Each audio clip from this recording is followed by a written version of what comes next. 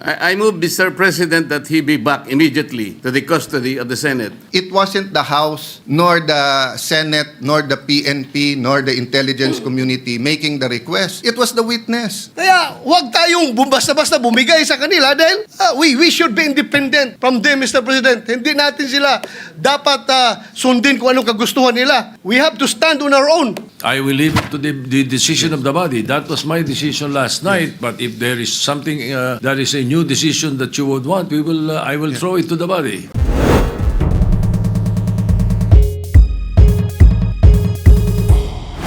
Senator Bato de la Rosa is seeking the floor.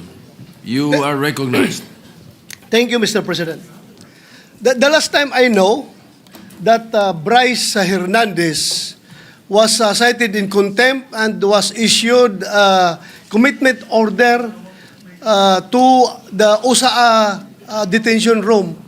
May I know the whereabouts of that Brice Hernandez right now, Mr. President? Well, according to the newspaper accounts that I've read, I think they had our Senate President and the Speaker of the House had an agreement to commit Brice Hernandez at the PNP Custodial Center at Camp Crame. May I clarify that quite accurate answer by Senator Estrada for the information of Senator De La Rosa and the public. Yesterday, after the hearing, during the hearings that they were conducting in the House, Speaker Martin Romualdez called me and said that their committee was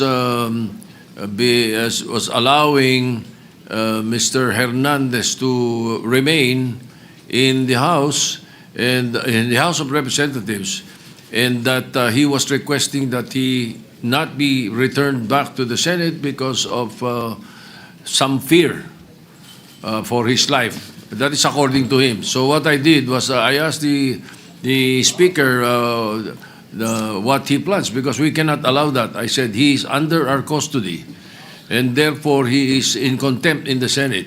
Pag iniwan namin sa inyo, sabi ko, ibig sabihin niyan para namin pinawalan. Correct, Kaya Mr. hindi President. ako pumayag. Correct. So Correct. what I did was I asked the Sergeant at Arms to bring Mr. Hernandez to the PNP Custodial Center, and that is where he is now. Still under the care of the OSAA. Mr. President, is there a possibility that we can commit him back here in the Senate? Of course, during he is still under custody of the Senate, and therefore No, let him be jailed here, Mr. President. indirects. We had to give in to the request of the Speaker that he be not returned here as. Yeah, but Mr. President, I think as we speak, the jurisdiction of the person of Brice Hernandez belongs to the Senate. Yes, and that's why we can call him here anytime we need him. Thank you, Mr. President. Yeah. Senator Alan Cayetano is recognized. Sir President, on that The minority point, leader is recognized. may I know, Sir President, will that be the new rule? Because under the present rule, kung sino may jurisdiction, siya yung magde-decide. So for example, siya ay incarcerated under RTC. So magpapaalam tayo sa RTC kung pwede nating hiramin. So nagpaalam sila sa atin kung pwede nila hiramin yung witness. Kasi insulto po sa atin yung sabihin may mangyayari sa kanya dito. Unang-una po, 24 tayo na lahat independent. Sinabi na rin po ng Senate President na ginagalang natin na independent ang Senate. Never naman po nagkaroon ng problema dito. ZTE, Pangulo pa. I remember dito, muntik kaming maghablutan, if Senator Lacson remembers, with former Congressman Andaya, with our other witnesses, with Secretary Neri. Di ba, parang may PSG pa atang pumasok, whatever, no? But we were able to handle it well and come to a conclusion. My point, Mr. President, is this. What if the reverse happens now? What if we borrow a witness from the House? Is that the new rule now?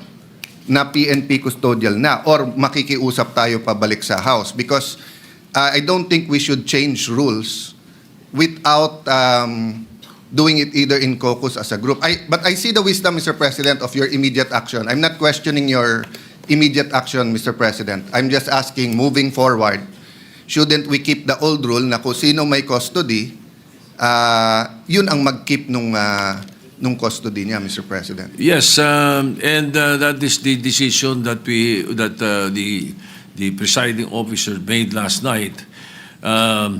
Indeed, you are right. He is in our custody. Now, what we did yesterday was what we call parliamentary courtesy in accepting the proposal that he be not returned here but still under the care of the Senate. Now, in the issue of, let's say, keeping it here or the previous tradition that the Senate may cite in contempt anyone and keep him here. We have also placed a witness to Muntinlupa, if you will recall. Yes. We also even sent somebody to the Pasay City Jail. So I don't see any reason why we cannot commit this particular fellow to the PNP Custodial Center. But then again, I will leave it to the decision of the body. That was my decision last night. But if there is something that is a new decision that you would want, I will throw it to the body. Mr. President, I respect your decision, and I will tell you if I don't. I have always been honest and told you what I thought. No? And I do agree that certain decisions have to be made right away by the Senate President at that point. And you do not want a constitutional crisis or ayaw natin mag-agawan ng witness sa gitna ng and perception is important. Kung nakipag-agawan po kayo o tayo kagabi, it would appear na baka may katotohanan yung sinabi about senators kaya pinipilit natin dito. The problem is, meron din kasing perception tuloy that by not having him back here, baka nga totoong ini-impluwensya natin. But from my point of view, from my limited point of view at this point in time, when he was here, no one was talking to him from the Senate panel.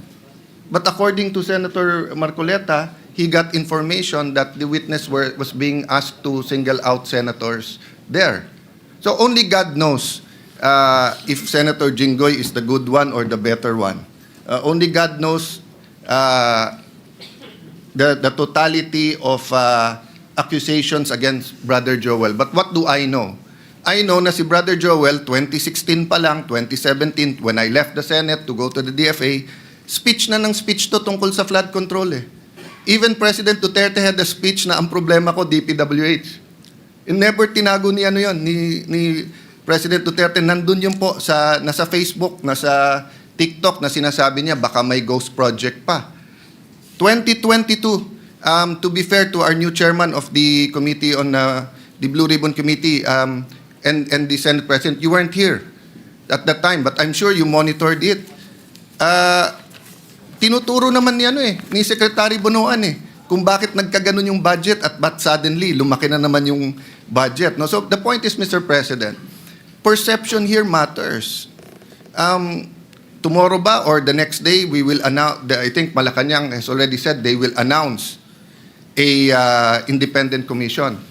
The minority has not discussed whether we will support it or not. Personally, I support it. But just like Ferdinand Marcos Sr., he always asked the opposition for one member. Kasi kahit gaano ka-independent ang members niyan, kahit anong integrity niyan, tao pa rin yan eh. Pwedeng may agenda pa rin yung mga yan. So we will discuss in the minority. For example, kung maglalagay sila doon, do they commit? Hindi sila tatakbo for national office in 2028. Baka may integrity nga. Gagamitin naman yung commission to run in 2028. Will they sign also that wala silang conflict of interest?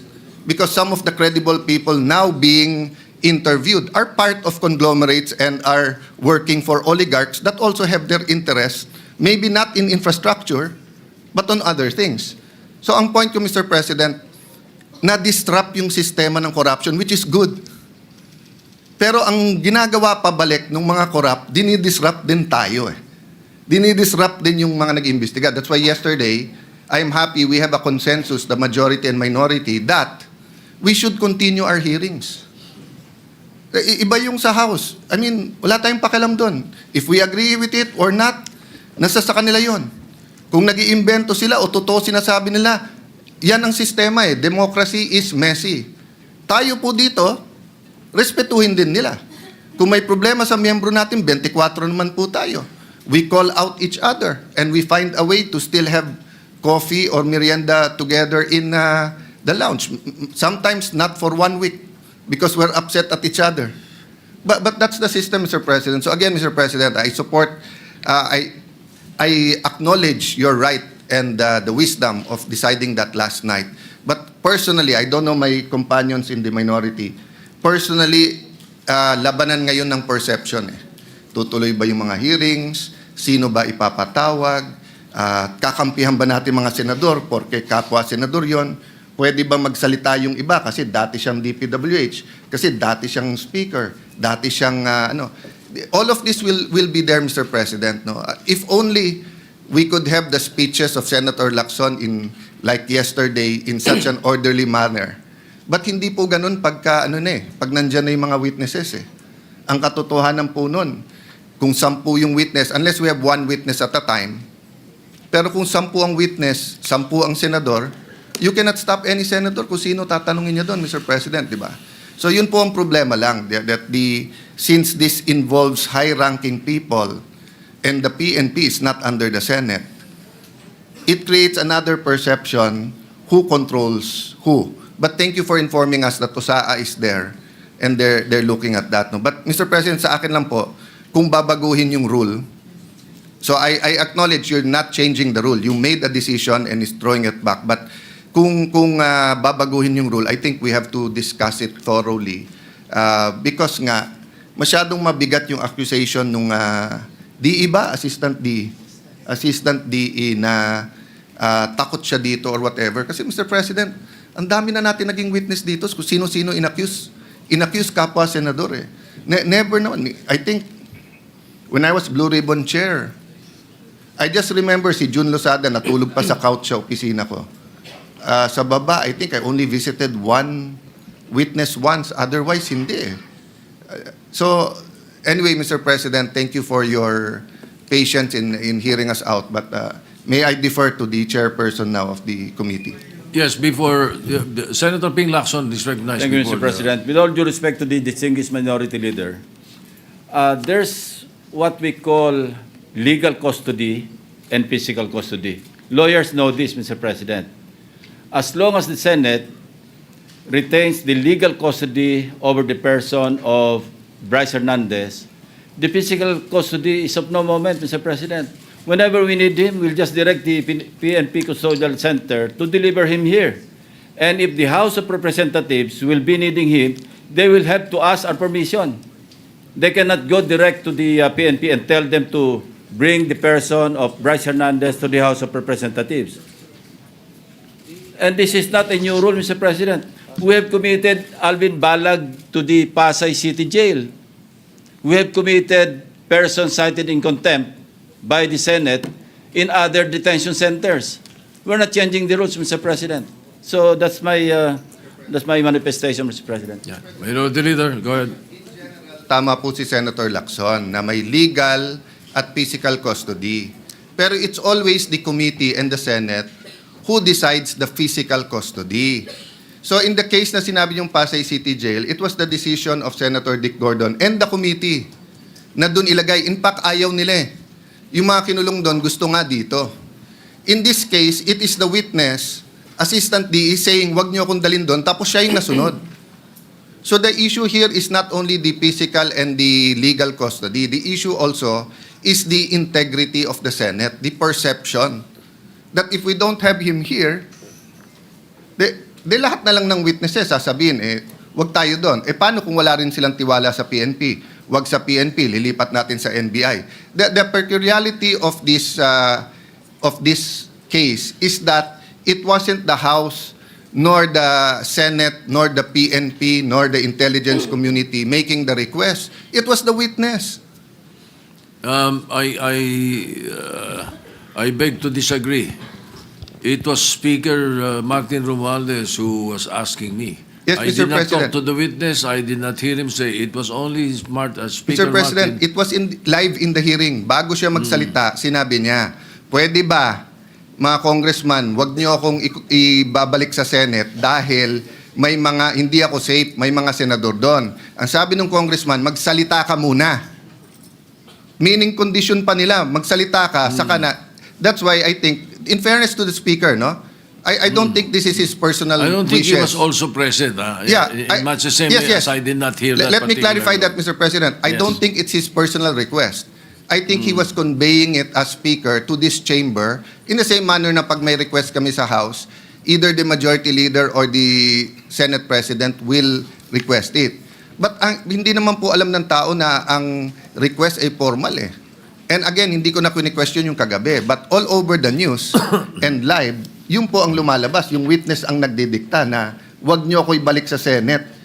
Ano ba experience niya dito? Ano ba ang ginawa natin sa kanya? Di De, ba? wag siyang ibalik sa Senate for detention. Pero Yes. we will never allow that he not be brought here back Agree- when agree, he Mr. needed. President, As a but matter of fact, if you move for for him to be returned here, we will return him right away. Agree, Mr. President. Ang problema kasi gives the impression na pag dito, mapre-pressure or may kakausap sa kanya eh. Yun yung impression ngayon eh. Which I think is unfair to all of us. I'd love for him to name senators here para ma-confront natin siya. But anyway, Mr. President, Yes, I think we okay. vented I don't know the pleasure of my colleagues. No, may I yield to Okay. Senator So Marcoleta? just to ventilate more on what the minority leader was saying, let me just place on record so that the public will know. You know, we have Section 6C of the rules of the Blue Ribbon Committee. It's very clear. It says a witness cited in contempt may be ordered to be detained in such place as may be designated by the committee alone or with the concurrence of the Senate President. Or either. Just on the rules. We've done this already in the past, and we have not deviated from the rules. But if our good colleagues would like to discuss this further, maybe in a caucus, after the speeches, we could have a caucus and discuss, Mr. President, if we want him back here or we would keep him in the PNP Custodial Center. Yes, So that we can continue with the debates. We'll continue with that. But before I recognize Senator De La Rosa or Senator Marcoleta, again, for the concern of the minority leader, the People's or the Independent Commission that is being created, we leave it up to the executive. That's their problem. But in the Senate, I have filed since August 16 the Independent People's Commission. Perhaps your concern can be addressed in our own bill. I hope very soon we will be conducting a hearing of the matter. Yeah, both, Mr. President, because if you remember, during the time of Ferdinand Marcos Sr., there were independent commissions. And the opposition, and we are the new opposition here, Yes. advocated that. But I am studying your bill, and I thank you for filing it, Mr. We President. can include that. We can include that. And this bill will be a lot better than the executive order because the executive order can be shut down by the Supreme Court. But especially Section 4 of the proposed executive order. But in Section 4 of the Independent People's Commission, we are practically addressing that already right there in the bill. All right, thank you. Senator, are you giving way? Senator you, Mr. Marcoleta is President. recognized. May I have the permission, Mr. President, to read your letter addressed to the House Infrastructure Committee dated September 8, 2025. This is to formally approve your request for Mr. Brice Hernandez to attend your hearing tomorrow, September 9, 2025, 9 a.m. at the People's Center House of Representatives. We expect that he be returned safely immediately after the said hearing to the Senate. So this is very categorical, Mr. President. Their request that he be called for hearing in the House of Representatives was conditioned upon his safely return to the Senate. There is no need for a motion, Mr. President. I was still the chairman of Blue Ribbon Committee at the time, and it was very clear that we committed him to the custody of our Sergeant at Arms. Not in Quezon City, not anybody else. And so, as already asked by Senator Alan, we are not supposed to change the rule. I move, Mr. President, that he be back immediately to the custody of the Senate, not only because this is the condition that you gave them, but more importantly, in order to erase the perception that if he is here in the Senate, he is not safe. I will reject the idea that if he returns in the Senate, manganganib ang buhay niya. It is as if that we're giving credence to his statement, which I believe is not true, Mr. President. Mr. President. Majority Leader? Yes, Mr. President, with due respect to our colleague, Senator Marcoleta, there was an intervention. Actually, he was supposed to come back to the Senate, but the Speaker of the House had intervened and asked if he can be kept in the House, which you did not agree. And Yes. you said that we will put him in the PNP Custodial Center under the custody still of OSA and the Senate. Legal custody of the Yes. Senate. So Still. when he wrote the letter, Your Honor, wala pang intervention. So walang kasalanan dyan si Senate President. He was going to bring him in, but we are not bending any rule. But the because the Senate request- President already has said the rule. Mr. which President, allows the us- request of the Speaker of the House of Representatives is inconsequential here. Legal or otherwise, the custody must be here. They are only asking us to lend him to their committee. The legal custody is still acquired by the Senate. And then the committee was the one who ordered him to be legally detained in the custody of the Senate. The committee was the one who did that, not the Speaker of the House of Representatives. He could request that, but we are sorry to deny that maybe, because Mr. the legal President, custody, Mr. President, yeah. legal or physical, is still with the Senate. Mr. President, I Yes. think the points raised by Senator Marcoleta are valid. I think at that time, the witness had no fear of his life, but now he has fear of his life. We will guarantee that he's safe, even if he's in the Senate. No, that's why we're guaranteeing his safety if he's here in the Senate. But let's also be transparent, Your Honor, because I think the question there is, kung meron bang mag-influensya pa sa kanya. That Diba? was the point of the Later on. minority leader. Correct. There might be a perception that if he is here, he might be influenced by someone. That is also Correct, Mr. President. the minority leader made mention of that. And that's why I believe the Senate President made that decision to keep him in a neutral area, which is the PNP Custodial Center. But then again, Mr. President, we're a deliberative body.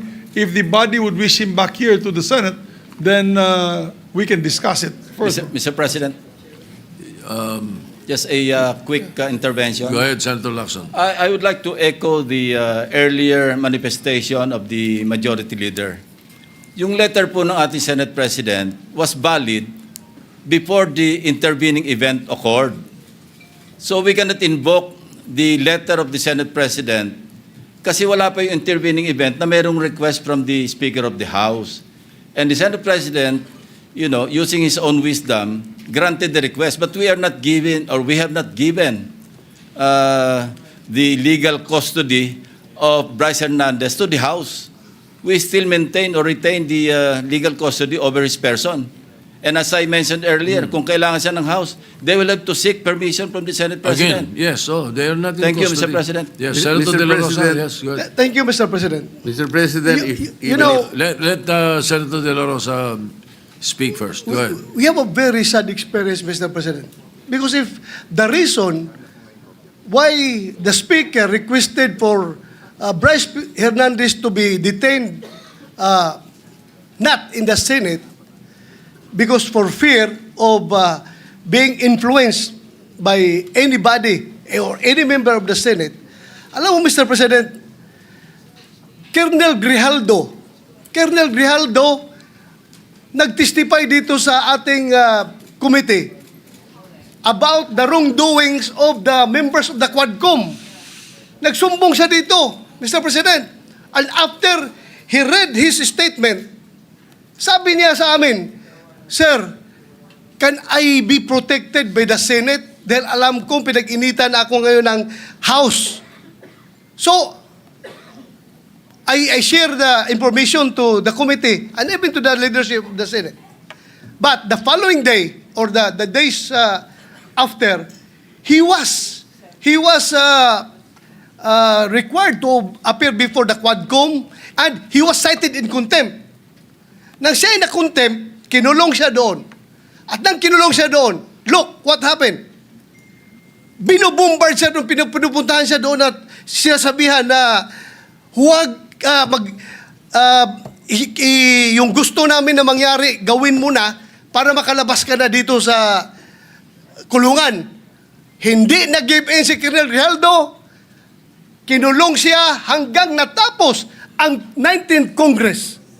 So, Mr. President, sila ay takot sa kanilang ginagawa mismo. Hindi po yan gagawa ng Senado na mag-impluensya ng resource person.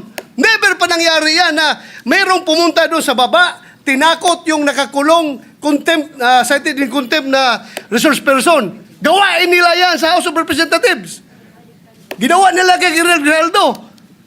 Kaya huwag tayong basta-basta bumigay sa kanila dahil we should be independent from them, Mr. President. Hindi natin sila dapat sundin kung anong kagustuhan nila. We have to stand on our own. Thank you, Mr. President. Mr. President, Yes, Senator Marcoleta. noong pong September 8, 2025, ako pa rin po ang chairman ng Blue Ribbon Committee. Ang Blue Ribbon Committee po ang nag-approve ng legal and physical custody nung ma-cite in contempt si Brice Hernandez. Nung makiusap po ang Speaker ng House of Representatives sa inyo, di po ba dapat nakonsulta naman ang chairman ng Blue Ribbon Committee? Dahil kami po, ginawa namin yon through the collective wisdom of the committee. Hindi po namin gawa-gawa yon. Kaya lang namin siya sinite in contempt sapagkat halos ipamukha na namin sa kanya ang mga datos. Ibinigay ko na sa kanya ang lahat ng ipinanalo at ipinatalo niya sa kasino. Pati yung ginagamit niyang dalawang ID na galing sa LTO, ayaw pa niyang aminin. Ganun po yung nangyari. Gusto lamang namin siyang turuan ng leksyon para sa ganun kahit papano baka maisip niya na dapat sana mapahiya na siya sa sarili niya kung meron pa siyang kahihiyan. Dapat naman sana nung siya'y mag-request ngayon sa House of Representatives, hindi po sa kanya dapat manggaling ang request kung saan siya magko-custody. Ang custody po yung natapos na. Nagsalita na po ang Blue Ribbon Committee. Bakit po hindi man lang nakonsulta ang Blue Ribbon Committee? Bakit kailangan po ang House of Representatives Speaker ang mananaig sa kanyang request? Kalabisan na po ba ang Blue Ribbon Committee noong araw na yon, Mr. President? May I be clarified on what date that transpired? Yesterday or September 8 po. Monday? Yes, Mr. President. Majority Leader. Monday was the hearing here in the Senate. Monday, he was cited in contempt. But Yeah. the hearing in the House was on Tuesday, September 9. Yes, And as, Tuesday. So in the evening, Opo. when yesterday, no. So in the evening, when the speaker called me, Senator Marcoleta was no longer chairman of the Blue Ribbon. No more, because we had already elected It was Senator already Senator Lacson. Lacson, yes. Ibig bang sabihin po, Mr. President, nawawala ng visa yung ginawa namin? Hindi. Ganun po pala. He's still in legal custody. Dapat po, Therefore, igagalang po kung ano yung aming iniwan. yes, Doon tayo magsisimula. Ang